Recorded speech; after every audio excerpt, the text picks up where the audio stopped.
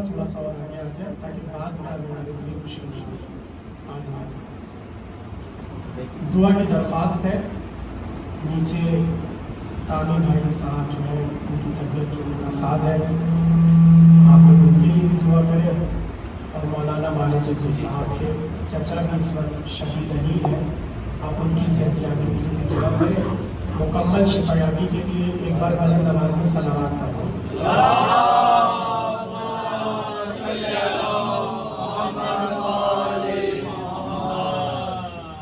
اعوذ باللہ السمیع العلیم من الشیطان اللعین الرجیم.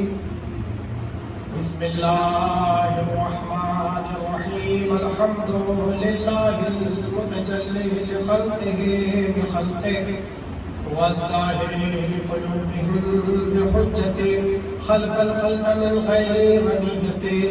الصلاة والسلام علی رسولہ الکریم وخاتم النبیین وجد المعصومین ابی القاسم محمد.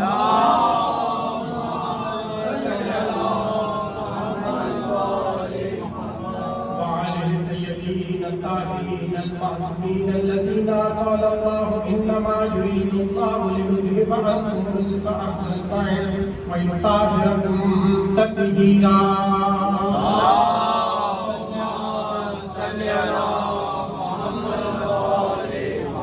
ولعنة الله على أعدائهم أجمعين من الآن إلى قيام يوم الدين. أما بعد فقد قال الله تبارك في محكم كتابه المجيد والفرقان الحميد. بسم الله الرحمن الرحيم. يريدون ليطفئوا نور الله بأفواههم والله متم نوره ولو كره الكافرون. صلوات.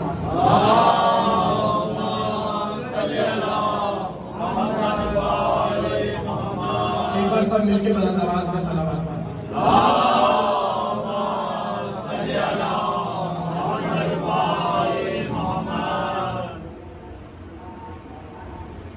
پروردگار عالم نے انسانوں کی ہدایت کے لیے جس طرح اپنے انبیاء بھیجے, جہاں جہاں ضرورت رہی کہ کتاب کے ساتھ بھیجا جائے, وہاں اللہ نے کتاب کو بھی بھیجا. حدیث کی روشنی میں پتہ یہ چلتا ہے کہ 1,24,000 انبیاء آئے, لیکن یہ کہیں بھی نہیں ملتا کہ ہر نبی کتاب لے کر آیا. ہر نبی بھی کتاب لے کر آیا. کتابوں کی طرف جب ہم نے دیکھا تو حضرت موسیٰ کے پاس کتاب ہے, حضرت عیسیٰ کے پاس کتاب ہے, حضرت داؤد کے پاس کتاب ہے, اور کچھ انبیاء ہیں کہ جنہیں اللہ نے کتابیں نہیں دی مگر صحیفے عطا کی. حضرت آدم کے پاس صحیفہ ہے, حضرت ابراہیم کے پاس صحیفہ ہے, حضرت شیس کے پاس صحیفہ ہے. لیکن آخری نبی کو جو اللہ نے کتاب عطا کی وہ ایسی کتاب تھی کہ اب اس کے بعد کوئی کتاب نہیں بھیجی, اور وہ اتنی مضبوط اور پائیدار کتاب ہے اور ایسی فصاحت و بلاغت سے بھرپور کتاب ہے کہ اللہ نے بھیج کر کہہ دیا کہ تم اگر ہمارے دین میں شک کرتے ہو یا ہمارے دین میں اعتراضات کرتے ہو تو ہم تمہارے اعتراضات کی طرف کان نہیں دھرتے, بس اتنا کر لو اس جیسی کوئی ایک آیت لا کر دکھا دو. توجہ, اس جیسی کوئی ایک آیت لا کر دکھا دو. تو اب میں جملہ کہتا ہوں, دیکھیے یہ تو پروردگار عالم نے صرف اتنی بات کہی تھی کہ اس کتاب جیسی کوئی ایک آیت لا کر دکھا دو. اگر پروردگار یہ کہہ دیتا کہ میرے نبی کے قول جیسا ایک قول لا کر دکھا دو تو اس میں بھی مشکل نہیں تھی, اس لیے کہ رسول اللہ اسی بلندی پر آ کر بولتے تھے جہاں پر قرآن بولتا تھا. جیسی فصاحت نبی کی ہے ویسی فصاحت قرآن کی ہے, جیسی بلاغت نبی کی ہے ویسی بلاغت قرآن کی ہے. تو اب جو نبی کے بعد نبی کے ممبر پر آئے گا اس کے لیے کتنا ضروری ہے کہ اسے بولنا آتا ہو. کوئی بھی آ جائے ممبر پر، کوئی بھی آ جائے، مگر اسے منہ سے کچھ بولنا تو آتا ہو. اب وہ آ کر اگر ممبر پہ بھے کرنے لگ جائے، بھائی توجہ کر رہے ہیں، اگر وہ آ کر کوئی بھی ہو، دیکھیں کسی کا ہم نام نہیں لے رہے، ہم تو صرف ایک بات کر رہے ہیں کہ قرآن فصاحت اور بلاغت سے بھرپور ہے، اور نبی کا یہ پروردگار عالم نے مرتبہ رکھا ہے کہ جو کچھ قرآن ہے وہ نبی کا قول ہے. اور اللہ نے نبی کے قول کی مضبوطی کے لیے اتنی بڑی دلیل دے دی. کیا کہا؟ یہ تو کچھ بولتے ہی نہیں ہے، وہی بولتے ہیں جو وہی بولتی ہے. کیا کہا خدا نے؟ وَمَا يَنْطِقُ عَنِ الْهَوَىٰ إِنْ هُوَ إِلَّا وَحْيٌ يُوحَىٰ. میرا حبیب وہی بولتا ہے جو وہی بولتی ہے. تو اب نبی جو بولے وہ وہی ہوگی. اب اگر کسی کو اپنی بس میں بٹھا لے وہ بھی وہی سے بٹھا رہے ہیں، اور اگر کسی کو کہے چلو اٹھو ہمارے پاس، بھائی آپ آمادہ ہو رہے نا آہستہ آہستہ. صلوات پڑھے محمد والے.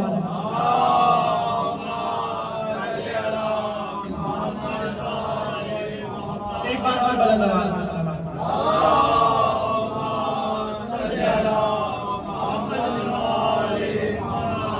تو توجہ کریں، قرآن جو کچھ کہہ رہا ہے رسول کا قول قرآن سے ہٹ کر نہیں ہے. اور دیکھیے آپ کیا رسول اللہ کے اقوال کو دیکھتے رہیں گے، اس لیے کہ رسول اللہ کے بارے میں تو یہ ہے نا کہ اپنے پاس سے اپنے قول کو رسول کا قول بنایا گیا. بھائی بھول گئے کیا؟ انہوں نے آ کر کہا تھا اکے کی پیاز جو مکے میں خریدے گا، یعنی رسول اللہ کے قول کو مشکوک بنایا گیا. تو کتنا ضروری تھا کہ بعد رسول خطبے دیے جائیں. میں نے تو جملہ کہا ہے، رسول کے قول کو مشکوک بنایا جا رہا تھا. کتنا ضروری تھا کہ بعد رسول خطبے ہو، اور خطبوں سے پتہ چلے کہ جب آل ایسے خطبے دے رہی ہے تو جج کیسے خطبے دیتا ہوگا. اب پتہ چلا کہ سیدہ نے رسول کے بعد سب سے بڑا کام یہ کیا کہ جا کر مسجد میں خطبہ دے کر بتا دیا تمہیں بولنا نہیں آتا، ہم رسول کی بیٹی ہیں. تمہیں بولنا نہیں آتا، ہم رسول کی بیٹی ہیں. تو اب خطبے چلے، توجہ، خطبے چلے. اچھا دیکھیے عجیب بات میں آپ کو بتاؤں، آپ کو تاریخ اسلام میں خلافت کا پہلا خطبہ تو ملے گا، مگر تاریخ نہیں ملے گی کہ انہوں نے دیا کیا. اس لیے کہ انہیں تو شعور ہی نہیں تھا کہ خطبے بھی ہوتے ہیں. ایک خطبہ انہوں نے لے دے کے رسول اللہ سے اپنی زندگی میں سنا تھا، اور اس خطبے سے وہ اتنا پڑھتے تھے. کون سا خطبہ تھا؟ خطبہ غدیر. توجہ کریں، ایک لے دے کے انہوں نے خطبہ سنا تھا. اچھا دیکھیں قرنے کی کئی وجوہات تھی. پہلے تو دھوپ سے قر رہے تھے، پھر سواری چلی گئی اس پر قرے، پھر کجاوا چلا گیا اس پر قرے.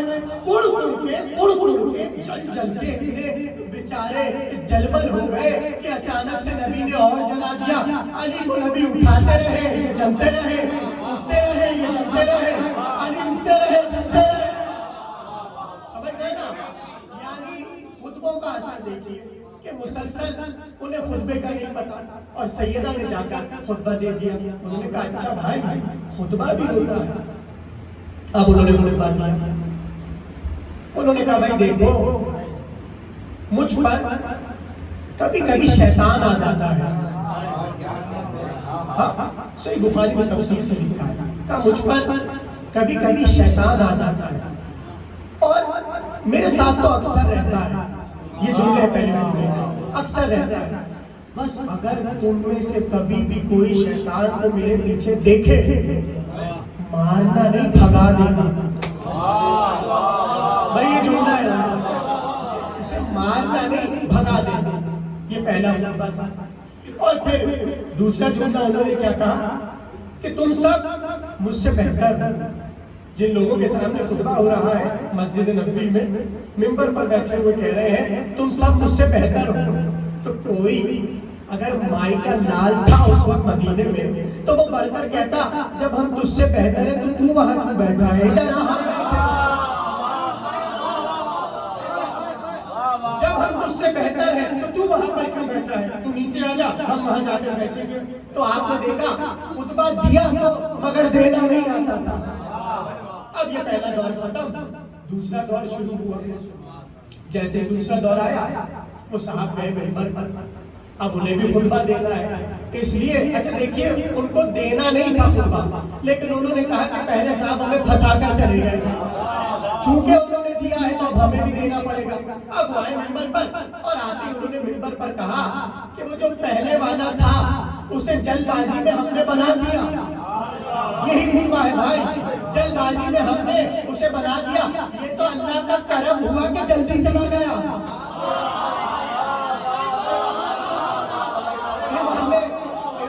طبری نے لکھا ہے، انہوں نے کہا کہ ہم نے بس جلد بازی میں بنا دیا، یہ تو کرم ہوا خالق کا کہ وہ جلدی چلا گیا۔ اب اگر ان کے خطبے سے میں استفادہ کرتا ہوں اور وہ یہ جیسے شیطان ان کے پیچھے لگا رہتا تھا، میرے پیچھے نہیں لگتا اس لیے کہ میں تو جہاں کھڑا ہوتا ہوں وہ اس گلی میں ہی نہیں آتا۔ سب کچھ لکھا ہوا ہے اور میں سب پڑھ کے پڑھ رہا ہوں، جہاں میں کھڑا ہوتا ہوں وہاں تو وہ آتا بھی نہیں ہے، بھٹکتا بھی نہیں ہے، تو تمہیں ہٹانے کی کوئی ضرورت نہیں ہے، بس ہم جہاں کھڑے ہوں گے وہ وہاں نہیں آئے گا۔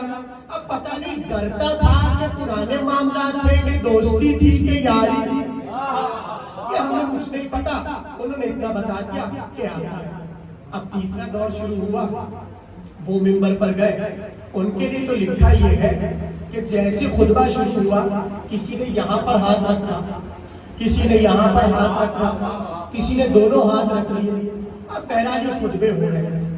اب چوتھا دور شروع ہوا، بھائی تنگید اگر آپ نے سن لی، چوتھا دور شروع ہوا، آئے سب علی کے دروازے پر اور آ کر کہنے لگے اے علی مسئلہ ہو گیا۔ کہ کیا مسئلہ ہو گیا؟ کہ جنہیں ہم نے بنایا تھا وہ سب چلے گئے، اب آپ آ جائیے۔ علی نے کہا نہیں ہمیں خلافت نہیں چاہیے، علی نے کہا نہیں ہمیں خلافت نہیں چاہیے۔ سب نے علی کے دروازے کو پیٹنا شروع کیا۔ خود نہج البلاغہ میں مولا علی فرماتے ہیں اتنی تعداد میں وہ ہمارے دروازے پہ آئے کہ مسلسل وہ بینٹ کرتے جا رہے تھے، روتے جا رہے تھے، چیختے جاتے تھے اے علی خلافت لے لو۔ علی نے کہا نہیں ہم خلافت نہیں لیں گے۔ اب انہوں نے بدماشی کی، اب انہوں نے دشمنی کا اظہار کیا اور کہنے لگے اے علی اگر تم نے خلافت نہیں لی ہم مدینے کی اینٹ سے اینٹ بجا دیں گے، تمہیں قتل کر دیں گے، تم خلافت لو۔ زبردستی کی خلافت، مولا علی کو زبردستی کی خلافت دے رہے ہیں۔ ایسا جملہ علی نے کہا کہ خدا کی قسم کوئی بھی اعتراض کرے اسے یہ جملہ سنا دینا۔ علی نے مجمع کو ایک نظر دیکھا اور دیکھ کر کہنے لگے پہلے مجھ میں کون سی وہ خامی تھی کہ تم نے مجھے قبول نہیں کیا؟ بھائی کیا سوچ رہے ہیں؟ علی نے کہا پہلی مجھ میں وہ کون سی خامی تھی کہ تم نے مجھے قبول نہیں کیا، اور اب مجھ میں وہ کون سی خوبی آ گئی کہ تم سب چاہ رہے ہو میں خلیفۃ المسلمین بن جاؤں۔ بس کہتے ہیں سب رو کر کہتے تھے اگر آج آپ نے خلافت کا دامن نہیں تھاما اور منبر پر نہیں بیٹھے ہم سب رسول اللہ سے شکایت کریں گے۔ ہم علی کے پاس آئے تھے، ہم نے علی سے کہا تھا، ہم نے منت بھی کی تھی، ہم نے سماجت بھی کی تھی، مگر علی منبر پر نہیں آئے۔ جیسے یہ جملہ سنا علی نے کہا اچھا آج صرف اس لیے رہا ہوں وہ جو نظام بگاڑا ہے، وہ جو نظام بگاڑا ہے اسے سدھار دوں۔ پتہ چلا اگر علی خلافت کو قبول نہ کرتے تو مسلمانوں کو پتہ ہی نہیں چلتا خلیفہ ہوتا کیسا۔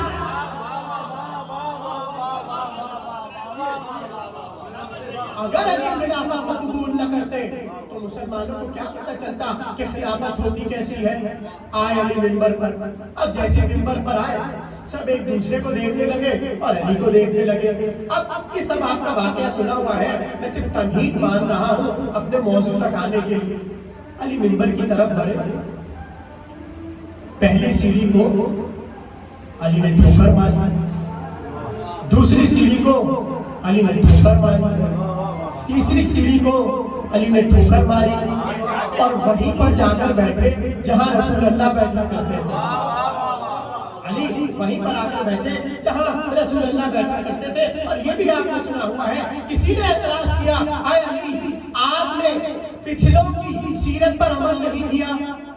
بھئی اعتراض ہوا تھا نا, آپ نے پچھلوں کی سیرت پر عمل نہیں کیا, اس لیے کیونکہ جب پہلا آیا اس نے رسول کے احترام میں عرش کو چھوڑا, جب دوسرا آیا اس نے پہلے والے کے احترام میں دوسری سیڑھی کو چھوڑا, جب تیسرا آیا اس نے دوسرے کے احترام میں تیسری سیڑھی کو چھوڑا. یعنی سب سیڑھیاں چھوڑتے جاتے تھے احترام میں. آپ نے تو کسی کا احترام ہی نہیں کیا اور سیرت پر عمل ہی نہیں کیا. اب میں جملہ کہتی ہوں اگر آپ میرا ساتھ دیں, اگر علی کو کسی کی سیرت پر عمل کرنا تھا تو علی چوتھے نہیں تیسرے خلیفہ ہوتے. اس لیے کیونکہ شورا میں یہ شرط رکھی گئی تھی کہ علی کو تیسری خلافت اسی وقت ملے گی اگر علی خلیفہ کی سیرت پر عمل کرے. تو علی نے یہ کہہ کر رد کر دیا تھا, میں تو رسول کی سیرت پر عمل کروں گا, اگر وہ رسول کی سیرت پر عمل کرتے ہوں گے میں ان کی سیرت پر بھی عمل کروں گا. علی کا ان کی سیرت پر عمل نہ کرنا بتا رہا ہے کہ وہ رسول اللہ کی سیرت پر عمل نہیں کرتے تھے. تو کسی نے کہا عرش پر کیوں جا کر بیٹھے ہو, یہاں تو رسول اللہ بیٹھا کرتے تھے, آپ نے احترام نہیں کیا. علی نے جھڑک کر کہا, ارے میں تو رسول کے دوش پر کھڑا ہوا ہوں, اس منبر کی حقیقت کیا ہے؟ میں تو رسول اللہ کے دوش پر بلند ہوا ہوں, اس منبر کی حقیقت کیا ہے؟ بس تقریر شروع ہو گئی. جیسے ہی علی گئے تو ایک بار پورے مدینے نے کہا, یا علی کچھ سنا دو, یا علی خطبہ سنا دو, یا علی خطبہ سنا دو. علی نے زیادہ لمبی چوڑی گفتگو نہیں کی. صلوات پڑھے محمد والے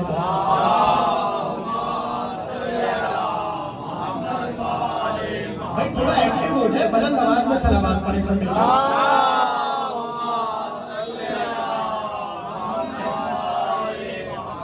پورے مجمع نے علی کو گھیرا اور گھیر کر کہنے لگے, یا علی کچھ سنا دیجیے, کچھ سنا دیجیے, کوئی خطبہ دے دیجیے, کچھ تو کہہ دیجیے. علی نے زیادہ لمبا چوڑا خطبہ نہیں دیا, بس ایک فکرہ کہا. علی نے کہا, تمام تعریفیں اس خدا کے لیے جس نے حق کو اس کے اصل مقام پر لا کر بٹھا. یہ کہہ کر علی نے بتا دیا, مجھ سے پہلے جو بیٹھے تھے وہ سب باطل تھے. جو مجھ سے پہلے بیٹھا تھا وہ سب باطل تھے. اللہ نے حق کو اس کے صحیح مقام پر لا کر بٹھا دیا. اب یہاں پر جملہ کہتا ہوں, خطبے کی فرمائش اس لیے کی تھی, بولنے کی فرمائش اس لیے کی تھی کیونکہ اتنے بے تکے خطبے سن چکے تھے کہ اب عادت کے ڈالنا چاہ رہے تھے, کوئی تو علمی خطبہ ہو, کوئی تو علمی بات ہو. پتہ چلا جب مسلمانوں کے درمیان بہت زیادہ بے تکے خطبوں کی عادت پڑ جائے تو مسلمان چاہتے ہیں کوئی تو اچھی بات ہو, کوئی تو نئی بات ہو. اب پتہ چلا جیسے ہی نیشا پور میں امام علی رضا کی سواری ہے, جیسے ہی نیشا پور میں امام رضا کی سواری آئی, سب نے گھیر کر بس یہی کہا, کچھ تو سنا دیجئے, کچھ تو کہیے, کچھ تو بولیے, ایک رسول اللہ کی حدیث سنا دیجئے. میں سارے نیشا پور کے بندوں سے کہوں, امام بخاری پڑوس میں رہتے ہیں, امام مسلم پڑوس میں رہتے ہیں, اتنی موٹی موٹی صحیح کتابیں لکھ دی, اتنی موٹی موٹی صحیح کتابیں لکھ دی, پھر امام رضا سے سننا کیوں چاہتے ہو؟ سب پلٹ کر کہیں گے وہ ساری جھوٹی باتیں تھی, اب سچی بات سن. اب تک جو باتیں سنی وہ سب جھوٹی باتیں تھی, اب ہمیں نئی باتیں سننی ہے. جیسے ہی امام علی رضا کی سواری نیشاپور میں داخل ہوئی تو سب نے یہی لکھا, ہر مورخ نے لکھا, اس شان میں امام کی سواری آئی تھی, اس شان میں امام کی سواری آئی تھی کہ خوبصورت سا ناکا تھا جس پر امام بیٹھے ہوئے تھے اور کجاوا تھا جس پر پردہ پڑا ہوا تھا. جیسے ہی امام کی سواری نیشاپور میں داخل ہوئی اور پتہ چلا بڑے بڑے محدثین کو, تو وہ سب آ گئے اور تنہا نہیں آئے, کاغذ قلم لے کر آئے. پتہ نہیں کون کون پہنچ گیا, تنہا نہیں آئے, کاغذ قلم لے کر آئے, اور تعداد بھی سب سے لکھی. ایک کاغذ قلم نہیں تھا, 24,000 کاغذ قلم تھے. تو میں جملہ کہہ دوں کہ کسی سے امام نے کہا تھا کاغذ قلم لا؟ بھائی اماموں کو سمجھے, کیا امام نے کسی سے کہا تھا کاغذ قلم لے لا؟ سب نے لکھا, کسی سے نہیں کہا تھا. لے کر آؤ، وہ تو خود لے کر آئے تھے. پتہ چلا امامت وہ ہوتی ہے جو نبوت کے کام کو آگے بڑھائے. رسول نے ایک کاغذ قلم مانگا تھا،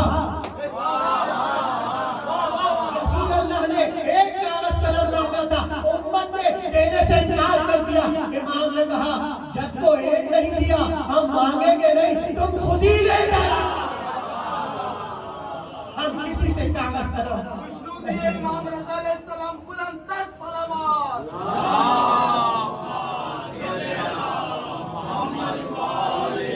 یہ مائک سارا میرا سینہ بھی کھا رہا ہے، گلا بھی کھا رہا ہے. اتنی مجھے مشکل ہو رہی ہے بولنے میں، میں آپ کو نہیں بتا سکتا. اب یہ مائک صحیح ہو تو آگے گفتگو. ایک بار مل کے بلند آواز میں صلوات.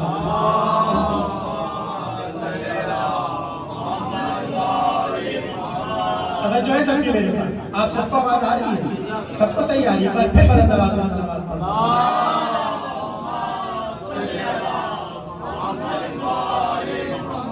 امام رضا کی سواری نیشا پور میں آ کے رکی. اچھا یہاں پر بھی جملہ سن لیجئے. مامون نے جب خط لکھا تھا کہ امام رضا کو لے کر آؤ تو پتہ ہے اس نے کیا لکھا تھا؟ اس نے کہا دیکھو بصرے کی طرف سے لانا، اور بصرے میں بھی اس روٹ سے لے کر آنا، اس جگہ سے لے کر آنا. توجہ سے سنیے گا جملہ. اس روٹ سے لے کر آنا، اس مقام سے لے کر آنا جہاں راستے میں گم نہ پڑے. کیوں لکھا یہ کہ گم نہ پڑے؟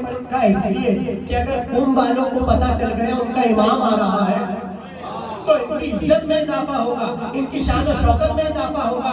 دنیا دیکھے گی کہ امام کہتے کسے ہیں. کہا نہیں راستہ بدل کر لانا.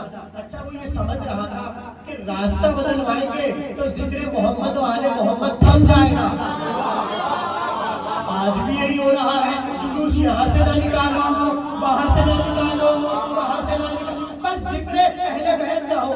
تو پوچھا گیا کیوں بھائی اتنی مشکل کیوں ہے؟ یہ جلوس یہاں سے نکلنے کیوں نہیں دیتے؟ کہا بھائی شیعہ حضرات تو جلوس 10 منٹ میں، آدھے گھنٹے میں یا 1 گھنٹے میں لے جاتے. ہمارے بچے سارا سال یا حسین یا حسین، یہ 10-15 منٹ میں گزر جاتے ہیں. ہمارے بچے ہر وقت یا حسین کہتے ہیں. تو اس کی یہی فکر تھی کہ اس رستے سے نہ لایا جائے. پتہ چلا آج بھی پاکستان میں مامون کی فکر چل رہی ہے. بھائی کیا سن رہے ہیں آپ؟ آج بھی فکر مامون چل رہی ہے. اس نے کہا ایسے رستے سے لانا کہ راستے میں چہلے والے نہ ہو، مگر خدا اگر کسی کے جمال کو دکھانا چاہے تو پھر راستوں کی قید و بند نہیں ہوتی. جیسے امام آئے 24,000 قلمدان اپنے ہاتھوں میں کاغذ قلم لیے امام کی سواری کو گھیر لیا، اور ہر ایک یہ کہتا تھا جمال امامت دکھائیے، جمال امامت دکھائیے، جمال امامت دکھائیے. میں پلٹ کر پوچھوں ارے تم نے خلافت کا جمال دیکھا؟ تم نے بادشاہت کا جمال دیکھا؟ تم نے یزید کا جمال دیکھا؟ تم نے عبد الملک ابن مروان کا جمال دیکھا؟ کیا اس جمال سے تمہیں سکون نہیں ملا؟ کہا وہ جمال نہیں تھا، پھٹکار تھی. وہ جمال نہیں تھا، وہ جمال نہیں تھا، پھٹکاریں تھی. جمال کو اب دیکھیں گے. جیسے ہی سب نے کہا جمال کو دکھائیے تو ایک بار امام نے اپنے نقیب سے کہا، اپنے غلام سے کہا ذرا ہماری کے پردے کو تو اٹھاؤ، ذرا ہماری کے پردے کو تو اٹھاؤ. اب جو صاحبان کو الٹا گیا سب نے دیکھا چہرہ ہے کہ رسول کا چہرہ، لب ہے کہ رسول کا لب، آنکھیں ہیں کہ رسول کی آنکھیں، کان ہے کہ رسول کے کان، پیشانی ہے کہ رسول کی پیشانی، اور زلفیں ایسے ہی کانوں پر بل کھا رہی تھی جیسے رسول کی کھاتی تھی.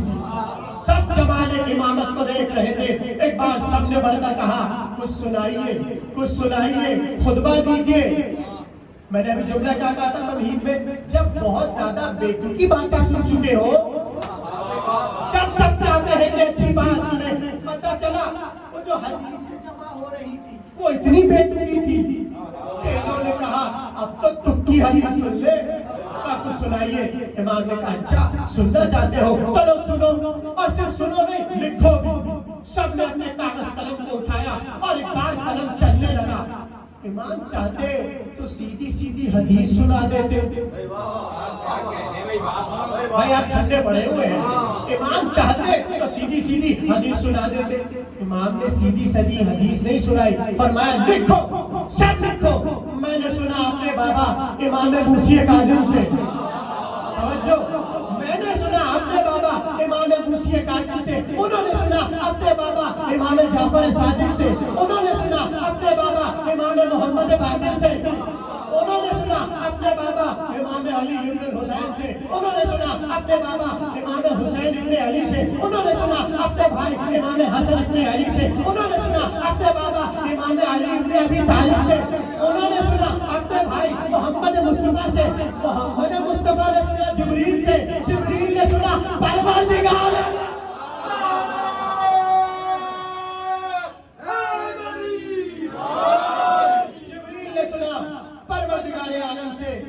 میں کہوں مولا, انہوں نے تو آپ سے حدیث سننا چاہی تھی کہ آپ نے سند کیوں بیان کی؟ کہا اس لیے کیونکہ ابھی جو سندیں جمع ہو رہی ہے وہ سب جانوروں کے اباؤں سنی جا رہی ہے.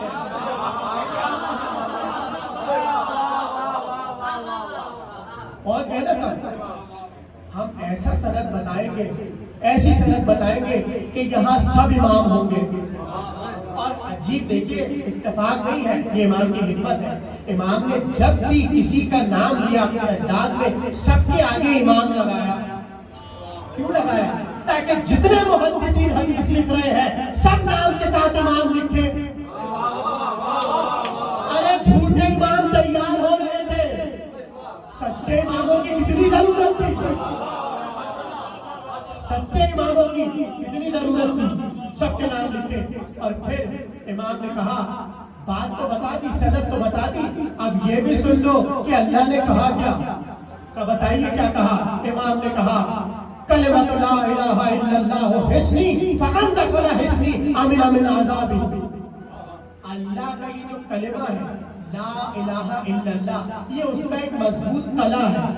جو اس کلمے میں آ گیا وہ امان پا گیا عذاب سے.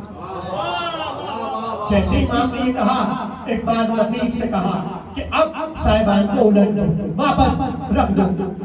صاحبان آیا, اب امام آگے بڑھنے لگے. سب لوگوں پر کہتے تھے کچھ اور سنائیے, تھوڑا سا بتائیے, تھوڑا سا اور. جیسے یہ جملہ سنا امام نے کہا ٹھہرو. ٹھہرا کر نقیب سے پھر کہا صاحبان کو الٹو. جیسے ہی پردہ الٹا گیا امام نے کہا بشرطہا و شروطہا. بشرطہا و شروطہا وانا من شروطہا. مگر کلمے میں داخل ہونے کی کچھ شرطیں ہیں, ان میں کی ایک شرط میں علی ابن موسی.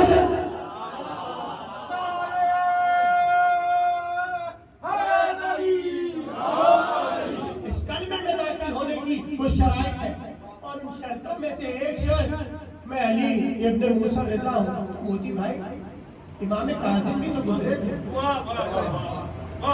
بھائی امام موسی کاظم بھی تو گزرے تھے.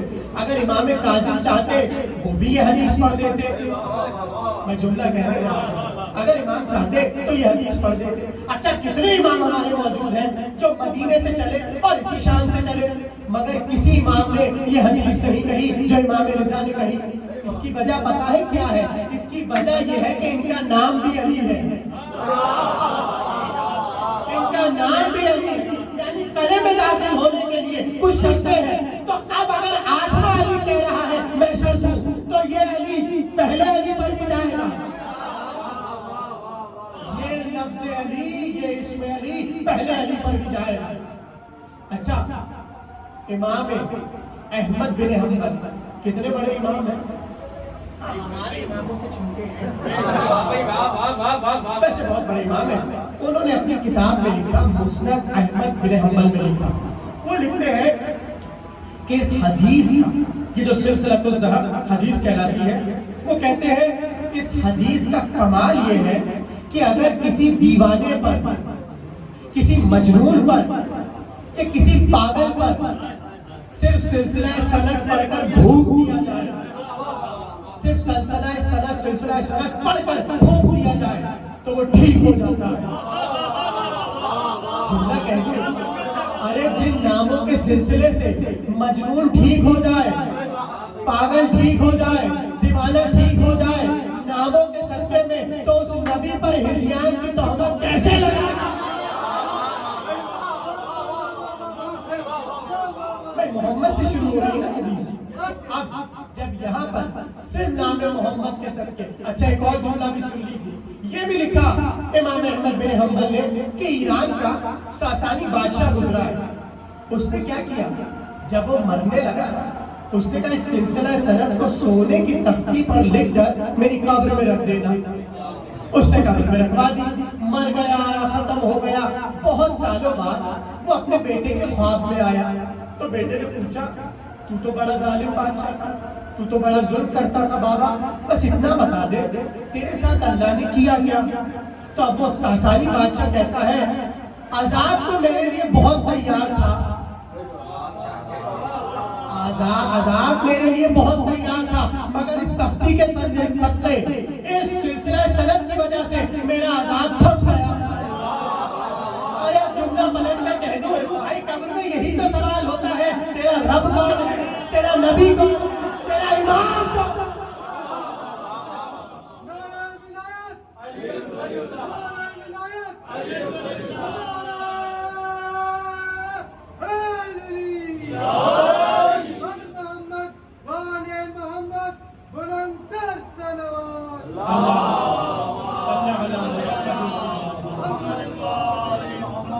یہی تو آ کر منکر نکیر پوچھتا ہے تیرا رب کون، تیرا نبی کون، تیرا امام کون؟ تو جب آ کر منکر نکیر پوچھیں گے تو انہیں پوچھنے کی ضرورت ہی نہیں پڑے گی، کیونکہ نام ایسے رکھے ہوئے ہیں وہ کچھ چمک چمک کر بتائیں گے ہم محمد ہیں، ہم علی ہیں، ہم حسن ہیں، ہم حسین ہیں۔ ایک ایک نام خود فرشتوں کو جواب دیتا چلا جائے گا۔ اچھا اس بات کو بھی سن لیجیے، شیخ صدوق ہمارے بہت بڑے عالم ہیں، انہوں نے کہا یہ والی حدیث ہمیں دو طرح ملتی ہے، توجہ، ایک تو اس طرح ملتی ہے، اچھا سلسلہ سند دونوں کا ایک میں حدیث یہ ہے کہ کلمہ لا الہ الا اللہ وہ کلا ہے جو اس میں داخل ہو گیا وہ عذاب سے امن پا گیا۔ شیخ صدوق لکھتے ہیں یہی حدیث ہمیں دوسری طرح بھی ملتی ہے، دوسری طرح بھی ملتی ہے۔ اب پتہ ہے وہ کیا لکھتی ہے؟ وہ کہتے ہیں جیسے امام نے سلسلہ سند بیان کیا تو ایک بار کہا ولایت علی ابن ابی طالب حسنی، بھائی کیا سن رہے ہیں؟ ولایت علی ابن ابی طالب حسنی، فمن دخل حسنی امن من عذابی، علی کی ولایت اللہ کا مضبوط کلا ہے۔ مضبوط کلے دو ہوئے، ایک کلمہ لا الہ الا اللہ اور ایک ولایت علی، یا میں جملہ پلٹ کر کہہ دوں لا الہ الا اللہ ہی ولایت علی ہے اور ولایت علی ہی لا الہ الا اللہ۔ اس لیے کہ اگر زبانوں پر لا الہ الا اللہ ہے، محمد رسول اللہ ہے اور علی ولی اللہ نہیں ہے تو اس لا الہ الا اللہ کی حقیقت کیا ہے؟ اس لیے کہ علی ولی اللہ پر کلمہ تمام ہوتا ہے، علی ولی اللہ پر کلمہ تمام ہوتا ہے۔ تو اب امام کی سب نے شان دیکھی اور امام کی سواری آگے بڑھی، سواری بڑھتی جاتی تھی اور امام مسلسل اپنی منزلوں سے قریب ہو رہے تھے کہ رستے میں نماز کا وقت ہوا۔ جیسے ہی نماز کا وقت ہوا امام ہماری سے اترے تو آ کر ابا سلط حربی نے کہا مولا پانی نہیں ہے، وضو کیسے کریں گے؟ امام نے کہا ہم فخر اسماعیل ہیں، ہم فخر اسماعیل ہے، ہمارے سامنے پانی کا شکوہ نہ کرو۔ کہا مولا کیا مطلب؟ کہا بتا قرآن نے اسماعیل کے لیے کیا کہا؟ کہا اسماعیل کے لیے قرآن کہتا ہے جب پانی نہیں تھا تو بچے نے ایڑیوں کو رگڑا تھا، چشمہ پھوٹ گیا جسے آج آب زمزم کہتے ہیں۔ اب جملہ کہہ دو امام نے بھی ایک چشمہ جاری کیا، جیسے ہی ٹھوکر لگائی چشمہ ابلنے لگا، پانی نکلنے لگا۔ اب جو مدینے کا اور مکے کا ظاہر آتا ہے وہ آب زمزم لاتا ہے، اور جو امام رضا کا ظاہر آتا ہے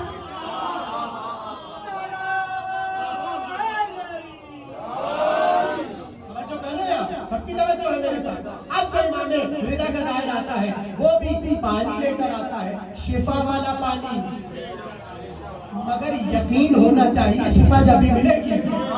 مجلس میں آگے بیٹھ کے انہیں نہ ہو کرونا اور انہیں نہ ہو اور انہیں نہ ہو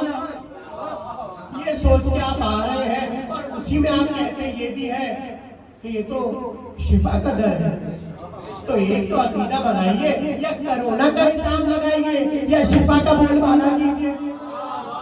منافقت اچھی نہیں لگتی، ایک طرف ہو جائے، ایک چیز ہے، اس میں کوئی شک نہیں۔ ہماری دعا ہے پروردگار اس بیماری کو ختم کر دے۔ احتیاط بھی ضروری ہے، میں خدا نخواستہ احتیاط کو منع نہیں کر رہا، میں تو عقیدے ٹھیک کر رہا ہوں۔ عقیدہ ایک طرف ہونا چاہیے۔ امام چلے آگے بڑھے تو کچھ کمہار آ گئے اور آ کر کہنے لگے فرزند رسول ہمیں آپ سے کام ہے۔ امام کو کمہاروں نے گھیر لیا۔ اچھا بہت سے لوگوں کو کمہار کا مطلب نہ پتا ہو۔ کمہار اسے کہتے ہیں جو مٹی کے برتن بناتا ہے، ٹھیک ہے نا؟ اب مزدور آ گئے، سارے آ گئے اور آ کر کہنے لگے مولانا ہم پر بھی کچھ کرم کیجئے۔ کہا بتاؤ تم پر کیا کرم کرنا ہے؟ کہنے لگے مولانا ہمارا کام ہے مٹی کے برتن بنانا، اور یہ سامنے پہاڑ دیکھے یہ تو اتنا پتھریلا ہے کہ اس میں مٹی آتی ہی نہیں ہے، ہمیں مٹی کے لیے بہت دور دور جانا پڑتا ہے، جاتے ہیں بھرتے ہیں لاتے ہیں اور پھر مٹی کے برتن بناتے ہیں۔ امام نے کہا تو ہم سے کیا چاہتے ہو؟ امام نے کہا ہم سے کیا چاہتے ہو؟ کہا بس اتنا چاہتے ہیں کہ مٹی قریب آ جائے۔ پتہ چلا ان کا عقیدہ تھا کہ یہ اس پر قادر ہے کہ مٹی کو قریب لائے۔ امام نے مسکرا کر کہا ہم فخر داؤد ہیں، جب داؤد لوہے کو پگھال سکتے ہیں ہم پتھر کو مٹی بنا۔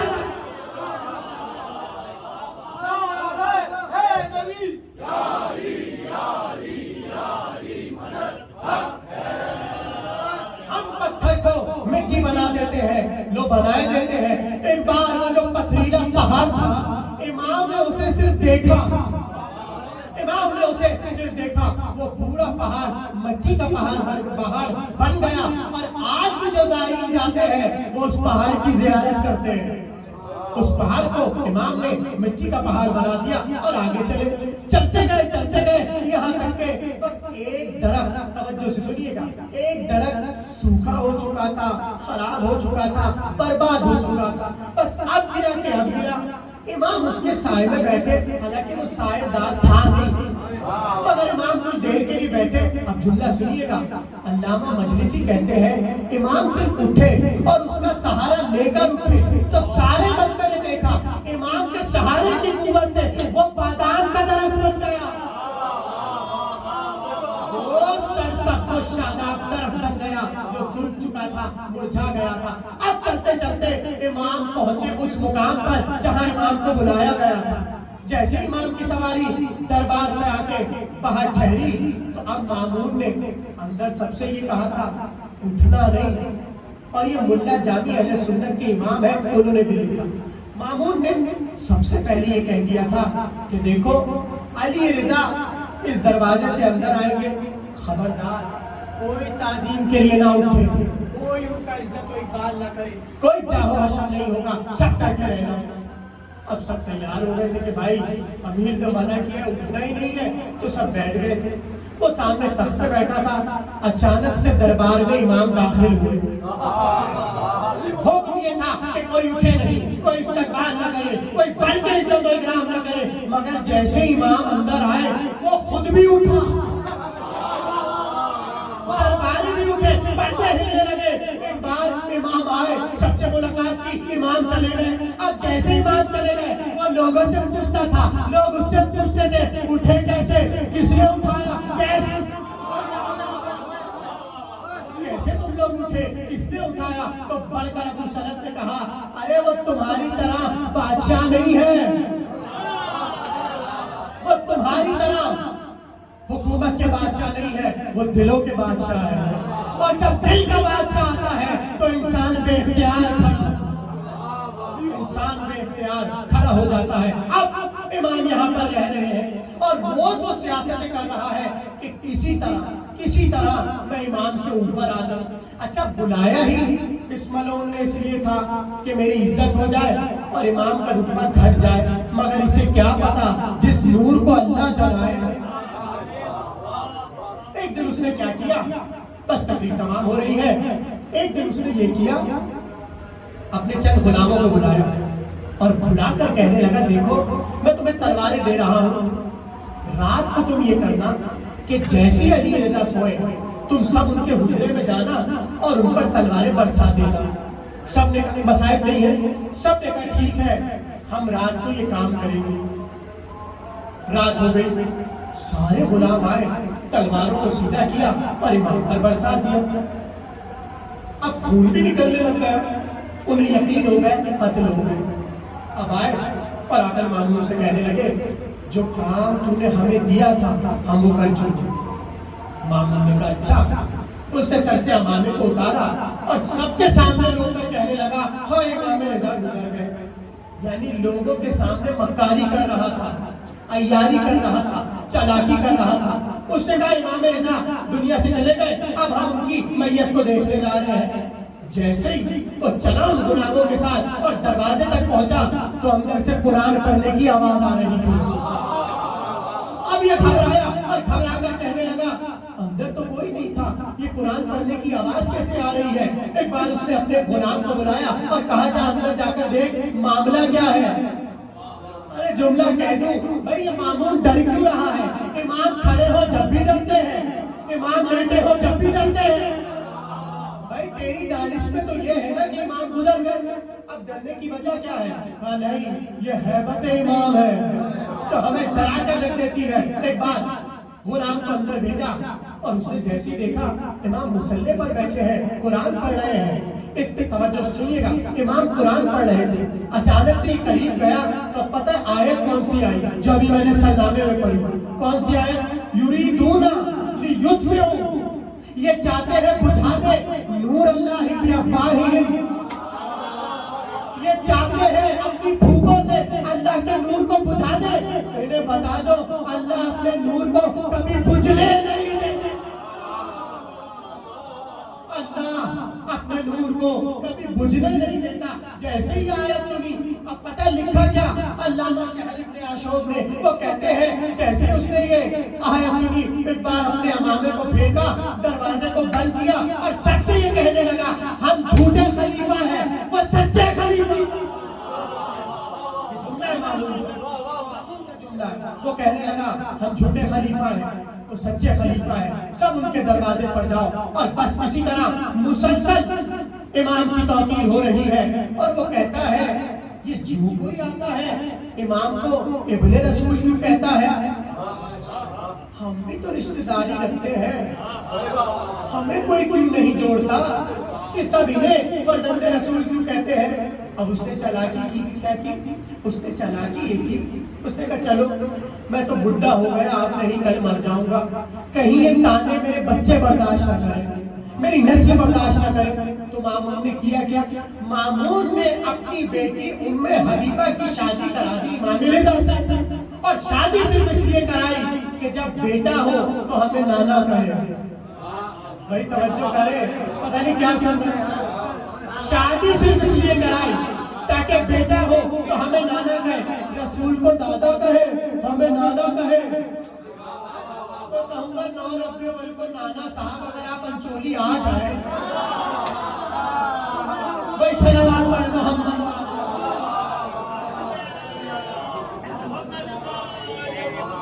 توجہ کر رہے ہیں علی بھائی, 9 ربیع الاول کو اگر سارے نانا جتنے بھی نانے ہیں آ جائے انچولی تو وہ سب مل کے کہے پروردگار سب بنانا نانا نہ بنانا,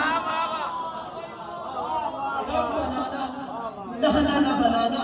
یہ جملے بھی ہونے چاہیے تقریروں میں تاکہ آپ تھوڑے سے بیدار ہیں. اس نے شادی کر دی اور شادی صرف اس لیے کی اپنی بیٹی کی تاکہ جو بھی بیٹا ہو وہ ہمیں نانا کہے اور رسول کو دادا کہے, یعنی اپنی رشتہ داری رسول سے جوڑنا چاہ رہا تھا. تو اب یہاں پر علماء نے لکھا یہ شادی اس کی امام کی عظمت کے لیے نہیں تھی بلکہ یہ اس کا مکر تھا, یہ اس کی چالاکی تھی, یہ اس کی عیاری تھی. مگر یہ نہیں جانتا کہ خدا نے کہا ہے وَمَكَرُوا وَمَكَرَ اللَّهُ وَاللَّهُ خَيْرُ الْمَاكِرِينَ. وہ اپنا مکر کرتے ہیں, اللہ اپنی تدبیر کرتا ہے. مگر انہیں یہ نہیں پتا کہ اللہ کی تدبیر سب سے بہتر ہے. اس نے مکر یہ کیا اپنی بیٹی کی شادی کر دی تاکہ بیٹا ہو مجھے نانا کہے. اللہ نے تدبیر یہ کی نہ ہم بیٹا دیں گے, अल्लाह ने अपनी तदबीर ये की, ना हम बेटा देंगे ना तुझे कोई नाना करेगा। अरे यही चीजें पहले वाले भी करके आए थे। इसी तरह बेटी दे दे, नवासा हो जाए, नाना कह दे। अल्लाह ने कहा तुम बेटियां देते हो, हम बेटा नहीं।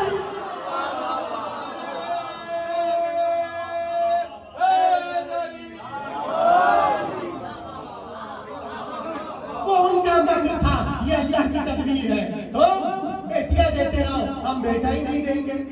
तो अब अगर कोई कहे बेटी से शादी क्यों कर ली, अरे कर ली तो कर ली, मगर अल्लाह तो बेटा नहीं देगा ना। बस अल्लाह नहीं देगा, ये अल्लाह की हिकमत है। अब मुसलसल जिंदगी गुजर रही है, बस तकलीफ तमाम। एक बार आकर उसने ये कहा कि किसी तरह मैं इमाम को ये समझा दूं। और इमाम तो बहरहाल जानते थे कि मामून के दिल में कदूरत है, मगर उसने लोगों के सामने ये इजहार किया कि हम इमाम से बड़ी मोहब्बत करते हैं। अब पता है उसने किया क्या? उसने किया ये उसने टिकसाल वालों से कहा एक सिक्का तैयार करो, एक सिक्का तैयार करो, और उस सिक्के में जहां ला इलाहा इल्लल्लाह लिखा हो, मोहम्मद रसूलुल्लाह लिखा हो, नीचे अली वलीउल्लाह भी लिख देना। और वो सारे घबरा गए, भाई ये मामून तो शिया है। पता चला बहुत से अली वलीउल्लाह मक्र वाले भी करते हैं। परवरदिगार मासूम शियों को बचा ले, ये अली वलीउल्लाह के चक्कर में घबरा ना जाए, परेशान ना हो जाए। उसने अली वलीउल्लाह लिखकर सारे सिक्कों में डाल दिया। अब सब ये समझ रहे थे कि इमाम का चाहने वाला है, और इमाम बताते जाते थे ये हमारा दुश्मन है, ये हमारा। और एक और जुमला कहते, मामून पता है करता क्या था? ये मक्कारी देखिए, उस मामून करता ये था, रोज अमामा पहन के मिंबर पर बैठ जाता था और लोगों से मनाजरे करता था मौला अली की शान में, और दूसरों को साबित करता था कि अली की शान क्या है, रसूल की शान क्या है, पता नहीं क्या शान। आज भी बहुत से मामून सिफात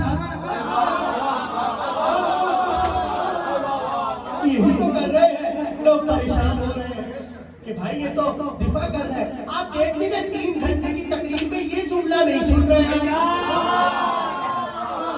सलावत पढ़े मोहम्मद।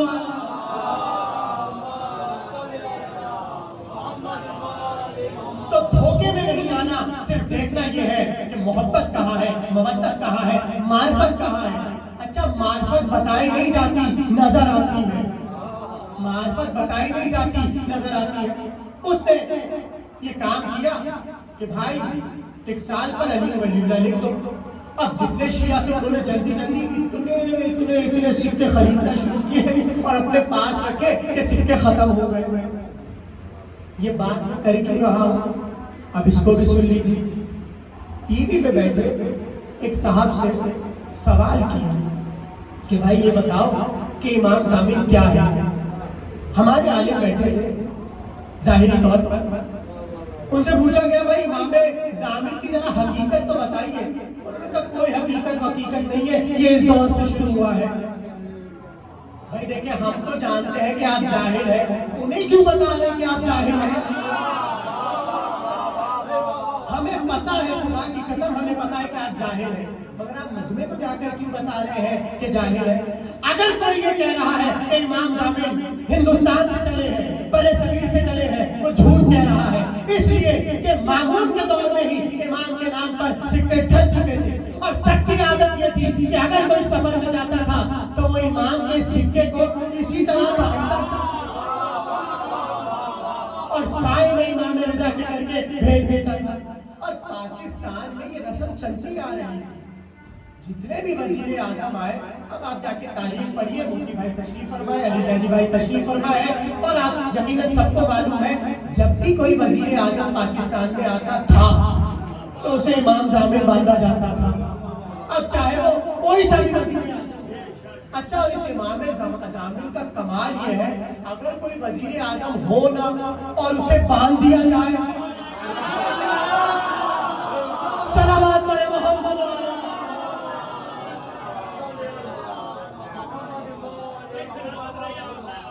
اگر کوئی وزیر اعظم ہو نا اور اگر ہمارے کوئی عالم اسے باندھ دے تو 3 مہینے بعد وہ ہو جاتا ہے، 3 مہینے بعد وہ ہو جاتا ہے۔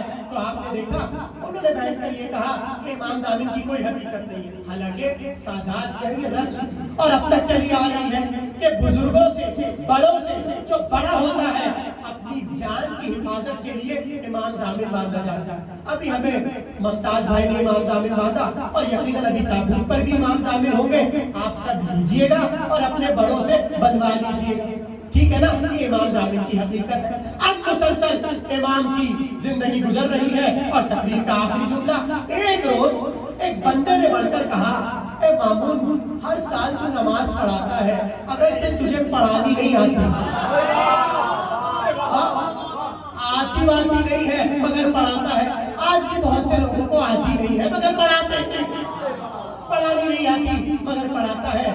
ایک کام کرنا کا کیا کہ اس بار امام رضا آئے ہوئے ہیں، ان سے نماز کو پڑھوا لیں، اس بار امام سے پڑھوا لیں۔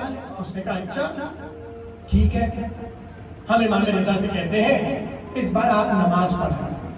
آیا امام کے پاس اور آ کر کہنے لگا، فرزند رسول میں چاہتا یہ ہوں کہ اس بار نماز آپ پڑھائیں۔ امام نے ایک بار بھری نظر سے اسے دیکھا اور امام نے موقع دیا، دیکھ لے اگر ہم نے پڑھا دی تو پھر تیری نمازوں کی کوئی حقیقت نہیں رہے گی۔ کہا جی فرزند رسول پڑھائیے۔ افق پر عید کا چاند نمودار ہوا اور زمین پر گھر سے آفتاب امامت طلوع ہوا۔ افق پر چاند نمودار ہوا اور صبح عید کے روز آفتاب امامت طلوع ہوا۔ سب کو پتہ چلا کہ امام رضا نماز پڑھانے جا رہے ہیں۔ گھر کے باہر ایک مجمع لگ گیا اور ہر ایک یہ چاہتا تھا ہم امام کے ساتھ چلیں، ہم امام کے ساتھ جائیں۔ ہر ایک چاہتا تھا امام بڑھیں گے، ہم پہلے امام سے عید ملیں گے، مگر امام نے طرز ایسا رکھا، کہا میرا سفید لباس لے کر آؤ، میرا سفید امامہ لے کر آؤ، میری سفید قبا لے کر آؤ، میری سفید قبا لے کر آؤ، ابا لے کر آؤ۔ نالین کو پہنا اور ایک بار گھر سے نکلے۔ گھر سے نکلنے سے پہلے امام نے آسمان کو دیکھا اور 4 بار کہا اللہ اکبر اللہ اکبر اللہ اکبر اللہ اکبر۔ 4 بار جیسے امام نے کہا، ایک بار مجمع نے بھی شروع کیا اللہ اکبر اللہ اکبر اللہ اکبر۔ روایت کہتی ہے مدینے کہ جس طرح رسول کی زندگی میں ایک تکبیر ہوتی تھی پورے خراسان میں، ویسی ہی تکبیریں ہو رہی، کرو دیوار مٹی چلے، ہر ایک امام کے ساتھ اللہ اکبر کر رہا تھا۔ ایک بار امام آگے آگے تھے، مجمع پیچھے پیچھے تھا، کوئی امام کو دیکھ کر غش کھا جاتا تھا، کوئی امام کو دیکھ کر روتا جاتا تھا اور سب کہتے جاتے تھے یہ رضا جا رہے ہیں کہ علی جا رہے ہیں، رضا جا رہے ہیں حسن جا رہے ہیں، رضا جا رہے ہیں حسین جا رہے ہیں۔ جاتے جاتے امام بار بار آسمان کو دیکھتے تھے، 4 تکبیریں کہتے تھے، مجمع امام کے پیچھے تکبیروں کو کہتا جاتا تھا۔ ایک بار سپاہی آئے کہ ہم ذرا دیکھیں تو شان امامت کیا ہے، مگر یہ بھی روایت میں ملتا ہے انہوں نے جیسے امام کو پیدل دیکھا تو اپنا گھوڑے پر بیٹھنا برا لگا، سب گھوڑوں سے کود پڑے اور کہا نہیں آج شان امامت دیکھیں گے، ہم امام کے پیچھے پیچھے جائیں گے۔ امام جا رہے تھے اور ایک دھوپ تھی، اتنے میں آ کر کسی نے مامون سے کہا کہ اگر آج علی رضا نے نماز پڑھا دی تو پوری بنی عباس کا تخت لگ جائے گا، اس لیے کہ تم تو شہنشاہی دکھاتے ہو، تم تو بادشاہت دکھاتے ہو، تم تو امیری دکھاتے ہو، تم تو ملکیت کی ملکیت دکھاتے ہو، مگر اسے تو دیکھو نہ یہ ملکیت دکھا رہا ہے نہ دولت دکھا رہا ہے، کچھ بھی نہیں دکھا رہا، پھر بھی سب اسے امام کہہ رہے ہیں۔ جیسے ہی اسے پتا چلا اس نے کہا ٹھیک ہے امام کو واپس بلا لو، ہم نماز پڑھائیں گے۔ امام نے صرف ایک جملہ کہا، اگر آج ہم نماز پڑھا دیتے تو خراسان میں رسول نے پڑھائی نہیں تھی، ہماری نماز رسول کی نماز تھی۔ بس تقریر کا آخری جملہ، مسلسل اس نے یہ دیکھا اس کا بغض بڑھتا چلا گیا۔ اس نے کہا میں تو جس طرح بھی انہیں گھٹانا چاہتا ہوں یہ بڑھتے چلے جاتے ہیں، سب سے بڑی وجہ جو علماء نے اس کی دشمنی کی لکھی وہ یہ تھی کہ مامون دربار میں بیٹھا تھا، سامنے ایک چور لایا گیا، فضائل ہے مگر آخری ہے، چور لایا گیا۔ کیوں لایا گیا ہے اسے؟ کہا اس نے چوری کی، ٹھیک ہے تو لاؤ خنجر، ہم اس کے ہاتھ کاٹ دیتے۔ چور نے پلٹ کر کہا کون ہاتھ کاٹے گا؟ تو ہاتھ کاٹے گا، تو خود چور ہے، تو میرے ہاتھ کاٹے گا، تو خود چور ہے۔ کہ کیسے؟ کئی علی رضا بیٹھے ہیں، تو نے ان کی امامت پر قبضہ کیا۔ اچھا معذرت میں نے جملہ غلط کہہ گیا، امامت پر نہیں خلافت پر، امامت پر قبضہ ہو نہیں سکتا، اس لیے کیونکہ امامت اللہ عطا کرتا ہے۔ اگر کوئی کہے کہ امامت پر قبضہ ہو سکتا ہے تو پھر خدا پر بھی قبضہ ہو۔ اگر امامت پر قبضہ، دیکھیے جملے سنبھل کے کہا کیجیے، کہیں بھی کہہ رہے ہیں سنبھل کر کہیے۔ اس نے کہا حق تو ان کا ہے، اگر تو چور نہ ہوتا تو انہیں منبر پر بٹھاتا۔ اب وہ ایک بار پریشان ہوا۔ اچھا دیکھیے چور تھا مگر فضائل آل محمد کا چور نہیں تھا، اہل بیت کی فضیلتوں میں چوری نہیں کرتا تھا۔ اس نے کہا تو چور ہے، اب کیا کرتا؟ خاموش رہا۔ اب پلٹ کر چور نے کہا تو صرف چور نہیں ہے، غلام بھی ہے۔ اور پھر اس نے ایک شریعت کا مسئلہ پڑھ دیا، غلام کبھی آزاد کے ہاتھ نہیں کاٹ سکتا، یہ شریعت کا مسئلہ ہے۔ غلام کبھی بھی حد کسی پر جاری نہیں کر سکتا، حد وہی جاری کرے گا جو آزاد ہوگا۔ اس نے کہا تو میرے ہاتھ کاٹے گا، تو چور بھی ہے، تو غلام بھی ہے۔ اس نے کہا میں غلام کیسے ہوں؟ کہا تو سب کا غلام ہے، میرا بھی غلام ہے۔ اور مامون گھبرایا، میں تو بادشاہ بنا بیٹھا ہوں، یہ مجھے غلام کہہ رہا ہے۔ کہا بتاؤ میں غلام کیسے ہوا؟ کہا سن، یہ بیت المال پر تیرے باپ ہارون نے قبضہ کیا تھا، اور اسی بیت المال کی رقم سے تیری ماں کو خریدا تھا، تیری ماں کو خریدا تھا کنیزی میں، تو کنیز کا بیٹا ہے، اور وہ جس پیسوں سے کنیز کو خریدا تھا وہ ہم مسلمانوں کا بیت المال تھا۔ تو بھی غلام، تیری ماں بھی کنیز۔ بھائی آپ ذرا سوچے تو بھرے دربار میں مامون جیسے بادشاہ کو کوئی یہ جملہ کہہ سکتا تھا؟ غلام نے کہا، چور نے کہا کہ تو بھی غلام، تیری ماں بھی غلام۔ اب جیسے اس نے یہ جملہ سنا تو امام کی طرف دیکھا، اب یہ سمجھا کہ امام اس کا دفاع کریں گے۔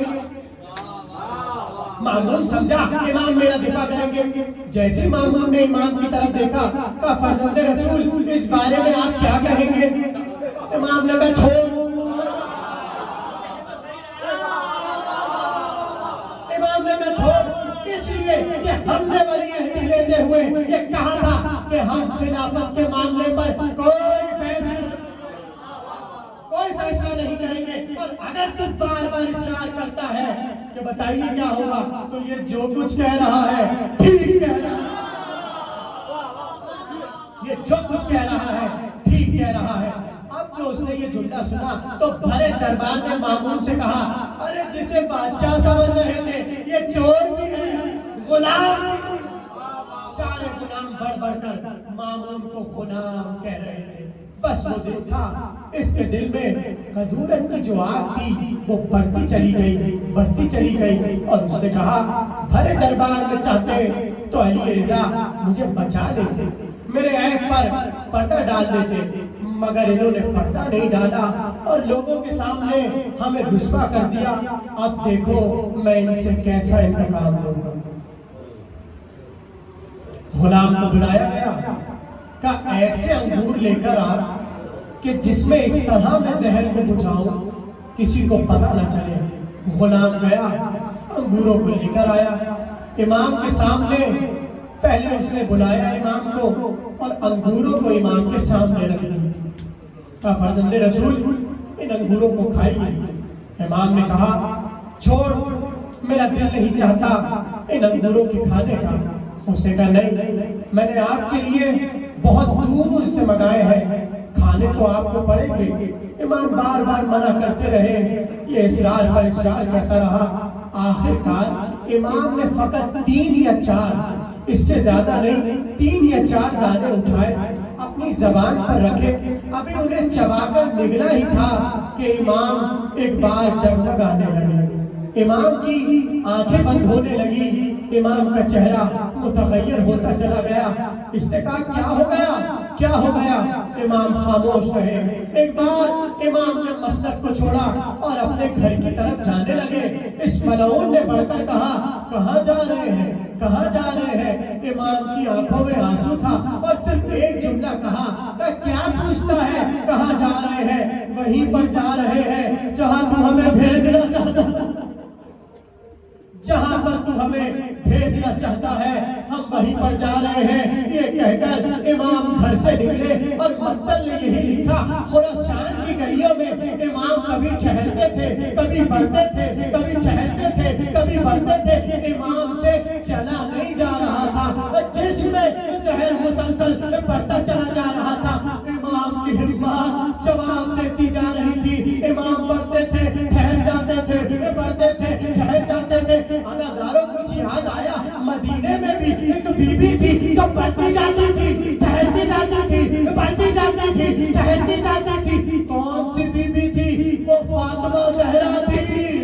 جب بابا کی تحریر کو زہرا کے سامنے پھاڑا گیا اب ہمت نہیں تھی چلنے کی. چل چل کر بی بی ٹھہر جاتی تھی رک جاتی تھی. اگر ابھی بھی کچھ یاد نہیں آیا تو ایک جملہ کہہ دوں. پوچھا گیا امید سے بس اتنا بتا دے حسین سب سے زیادہ کس کی لاش پر گھبرائے؟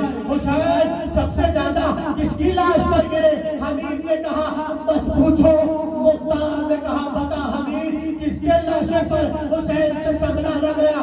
اس نے کہا ارے میں نے اپنی آنکھوں سے دیکھا جیسے ہی علی اکبر نے کہا اے بابا میں گھوڑے سے گر رہا ہوں. ارے جیسے حسین نے یہ سنا کبھی اٹھتے تھے کبھی گرتے تھے کبھی اٹھتے تھے کبھی گرتے تھے. ہاں میں نے دیکھا جب حسین سے چلا نہ گیا ایک بار گٹھنیاں سمیت گٹھنیاں کے بل علی اکبر کی لاش پر آئے. عزاداروں علی رضا گھر میں آئے. ابا سلم کو بلا کر کہنے لگے اے ابا سلم دیکھو یہ میرے مرنے کے بعد میری لاش پر سیاست کریں گے. یہ مامون لوگوں کو یہ دکھانا چاہے گا یہ میرا چاہنے والا ہے یہ مجھ سے محبت کرتا ہے مگر لوگوں کو بتا دینا یہ میرا دشمن ہے یہ میرا قاتل ہے. یہ چاہے گا کہ اپنے باپ کی قبر کے نیچے قدموں تلے مجھے دفن کرے مگر اللہ کبھی بھی امام کو رسوا نہیں کرتا. ہماری قبر وہاں نہیں بن سکے گی. مسلسل وصیتیں کرتے چلے گئے. ایک بار رو کر کہنے لگے مولا یہ تو بتائیے جنازہ کون پڑھائے گا قبر میں کون اتارے گا؟ رو کر کہنے لگے امام کو صرف امام غسل دیتا ہے امام کو صرف امام کفناتا ہے امام کو قبر کے حوالے امام کرتا ہے. ارے ابھی تھوڑی دیر بعد جب میں دنیا سے چلا جاؤں گا میرا چھوٹا سا بیٹا تکیے جواب مدینے سے آئے گا مجھے غسل بھی دے گا مجھے کفن بھی دے گا مجھے نہلائے گا مجھے قبر میں اتارے گا اور سنو جنازہ بھی میرا بیٹا پڑھائے گا. یہ کہہ کر مامون یہ کہہ کر حربی سے کہنے لگے بس اب تو دروازے پر بیٹھ جا میں اندر جا کر اپنے بستر پر تسبیح پڑھتا جاؤں گا. جیسی تسبیح کی صدا تھم جائے سمجھ جانا میں دنیا سے چلا گیا. ارے کچھ یاد آیا زہرا نے اسما سے کہا تھا حجرے کے باہر بیٹھ جانا. زہرا تسبیح پڑھتی جائے گی جیسے ہی تسبیح کی آواز تھم جائے اے اسما سمجھ جانا زہرا دنیا سے گزر گئی. ابا سلم کہتا ہے میں دروازے پر بیٹھ گیا مگر میں نے چاہا میں اپنے امام کی زیارت کر لوں میں اپنے امام کو دیکھ لوں. اب ذرا ایک پل کے لیے میری طرف دیکھو. ابا سلم کہتا ہے اب جو میں نے حجرے کا پردہ ہٹایا میں نے کیا دیکھا میرا امام مچھلی کی طرح اپنے بستر پر تڑپتا جاتا ہے اور صرف تڑپتا نہیں ہے کبھی پلٹ ہوتا ہے کبھی گر جاتا ہے کبھی پلٹ ہوتا ہے کبھی گر جاتا ہے. امام کا چہرہ زرد ہوتا جاتا ہے سبز ہوتا جاتا ہے. میں رو رو کر امام کو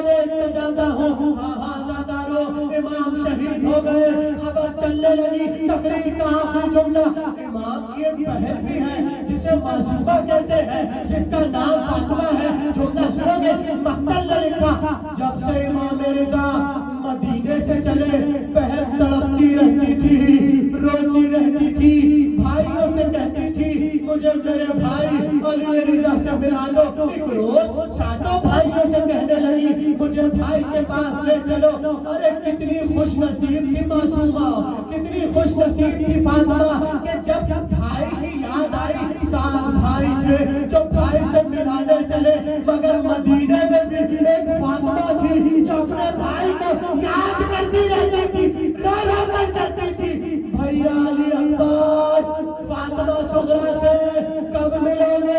آخری جملہ کہتے ہیں معصومہ تم چلے بھائیوں کے ہمراہ. ایک بار یہ قافلہ چلتے چلتے قم کی سرزمین پر ٹھہرا. جیسے ہی قم میں ٹھہری, اب جو ہماری کے پردے کو ہٹایا, دیکھا چاروں طرف سیاہ پرچم ہے, سب سوگوار ہے. ایک بار رو کر کہنے لگی اے بھیا ذرا کسی سے جا کر اتنا پوچھ لو کیا اس قافلے کا, ان سرداروں کا کوئی سردار مارا گیا, اس شہر کا کوئی سردار مارا گیا. جیسے یہ جملہ سنا بھائی بڑھ کر گیا. سردار کو خبر ملی علی رضا کی بہن آئی ہے. اس نے اپنی عورتوں کو بلایا اور بلا کر کہنے لگا خبردار بی بی کے سامنے بھائی کی شہادت کا ذکر نہ کرنا. اپنی زوجہ کو سمجھایا, اپنی بہنوں کو سمجھایا اور کہا یہ امام کی بیٹی ہے, یہ امام کی بہن ہے, ایسے خبر نہ دینا. حجرے میں لے کر جاؤ, کچھ پہلے کھلا دو, پہلے کچھ پلا دو, ارے آرام دے دو, پھر خبر دینا. کہتے ہیں سردار کی بیوی آگے بڑھی, اس نے اپنے ہاتھوں سے معصومہ قم کو ہماری سے اتارا, اپنے حجرے میں لائی. معصومہ قم سامنے بیٹھی ہوئی تھی. سردار کی بیوی آگے بڑھی, ہاتھوں کو جوڑا. شہزادی نے جیسے ہی آنسوؤں کو دیکھا رو کر کہا کہ سردار مارا گیا, کہ کوئی بڑا مارا گیا. یہ روتی کیوں ہو, رو کر کہنے لگی ارے ہمارا نہیں تمہارا بھی سردار مارا گیا. بیوی بھیا مارا گیا. ارے جملہ سمجھو تھا, اقبال غش آیا, مقتل نے لکھا ایسا غش آیا. 17 روز تک معصومہ کو غش میں پڑی رہی, اور جب ہو گیا بھیا بھیا کہہ کر دنیا سے گزر گئے. میں جملہ کہہ دوں اے معصومہ رضا کا سنا تھا